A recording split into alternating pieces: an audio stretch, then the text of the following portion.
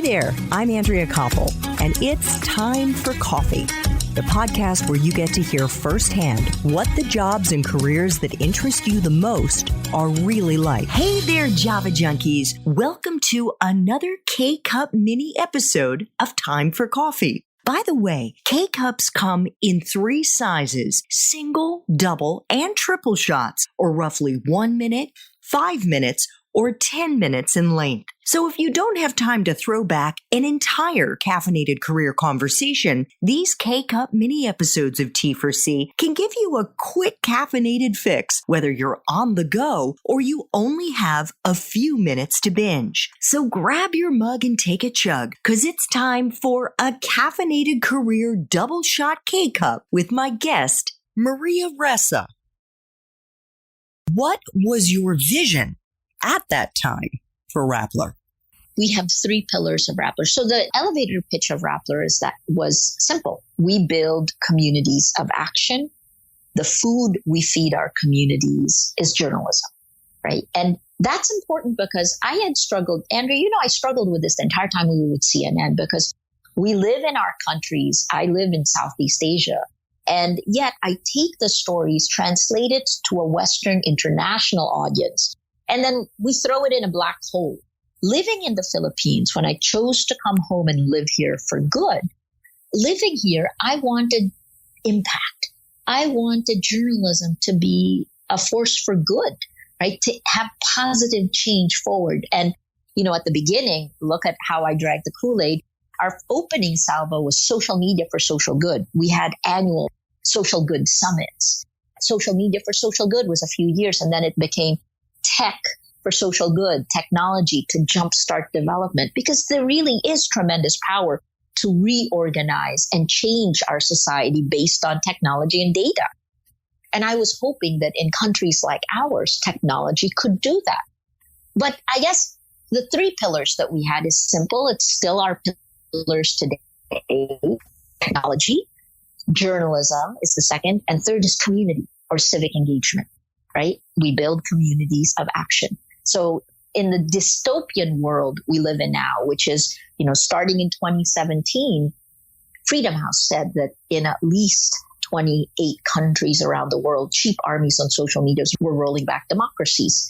But by 2019, that number was more than 70 countries around the world. That included the Philippines and the United States. So in this world, you have to look at the role of technology after it bumped off news organizations as gatekeepers. So for a long time, we kept the public sphere safe by being responsible and liable for facts. If we published lies, we could get sued. We are accountable for it. We have standards and ethics manuals that will keep us on that road.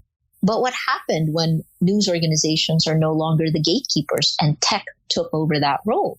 Well, social media took the money, but they abdicated the responsibility. And that's part of the problems that we are dealing with now, this dystopia where lies laced with anger and hate actually spread faster and further than facts, right? And without facts, you can't have truth. Without truth, you can't have trust.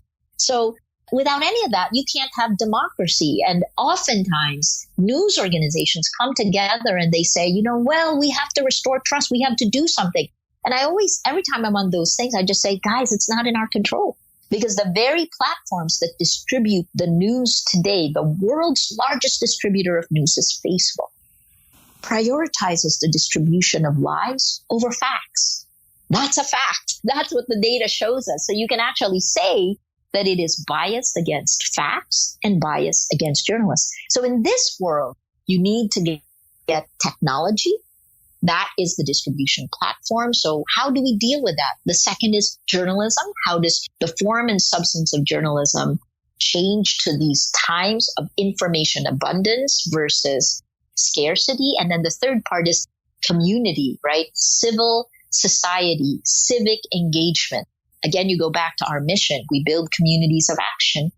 NGOs, CSOs, groups that form to protect democracy.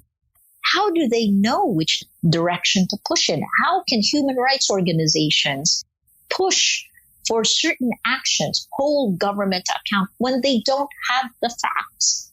This is the dilemma we're in today. And that's part of the reason I think that the pillars of Rappler that we started in 2012, I think this applies globally. Thanks for tuning in to this K-Cup mini episode of Time for Coffee. If you want to listen to our entire caffeinated career conversation, please check out the show notes for this episode. Thanks so much for listening to Time for Coffee, where the professionals in the jobs that most interest you always have time to grab coffee 24/7, no matter where you live. I have one quick favor to ask you. Remember to rate, review, and subscribe to Time for Coffee. Thanks so much.